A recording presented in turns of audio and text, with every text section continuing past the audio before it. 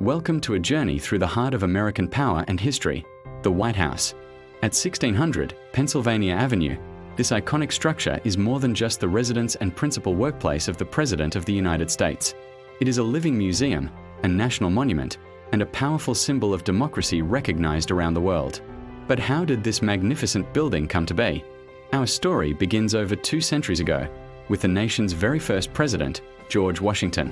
In 1791, as part of his grand vision for a new federal city, Washington himself selected this very site, setting the stage for a landmark that would witness the unfolding of American history. He envisioned a president's house that would command respect, not as a royal palace, but as the home of a leader in a republic. This decision marked the first step in creating one of the most famous buildings on the planet. The birth of the White House was a truly international affair. A design competition was held in 1792 to find the perfect architect for the new president's house. 9 proposals were submitted, but the winning design came from an Irish-born architect named James Hoban. His elegant, neoclassical concept was inspired by Leinster House in Dublin and other grand European estates. Hoban envisioned a refined and stately mansion, perfectly capturing the aspirations of the young nation. Construction began that same year. The cornerstone was laid, and a diverse workforce, including skilled European craftsmen and both enslaved and free African-American laborists, began the arduous task of building the future home of the president.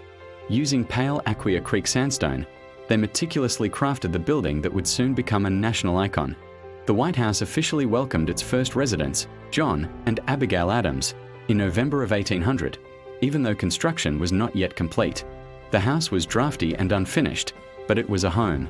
For the next decade, it stood as a proud symbol of the nation's endurance. But this resilience would soon be put to a fiery test.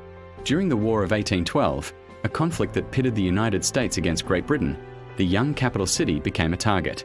In August of 1814, British forces marched into Washington, D.C., and set fire to many government buildings, including the President House. The structure was gutted, its sandstone walls charred black. It was a devastating blow. Yet, from the ashes, the building would rise again.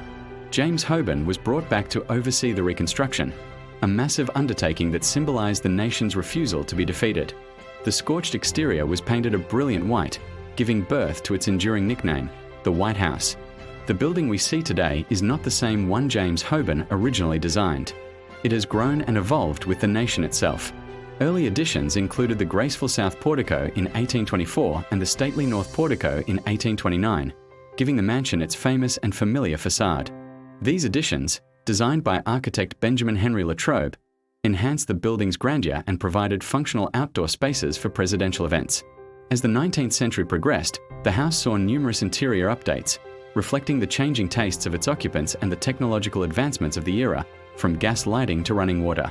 The presidency was growing in complexity, and the house had to adapt. The need for more office space became critical, setting the stage for the most significant expansion in the White House's history. The dawn of the 20th century brought transformative changes. In 1902, President Theodore Roosevelt, grappling with a growing staff and a need for privacy for his large family, oversaw a major renovation. This project moved the presidential offices from the second floor of the residence into a newly constructed building on the west side of the property. This was the birth of the West Wing. Initially intended as a temporary structure, it soon became the nerve center of the executive branch. Later expansions included the addition of the now famous Oval Office in 1909, a space that has become synonymous with the power and prestige of the presidency. On the other side, the East Wing was added, providing a formal entrance for public events, and additional office space, further shaping the White House complex into the sprawling, functional hub it is today. By the mid-20th century, over 150 years of continuous use had taken a severe toll. The historic building was in a perilous state.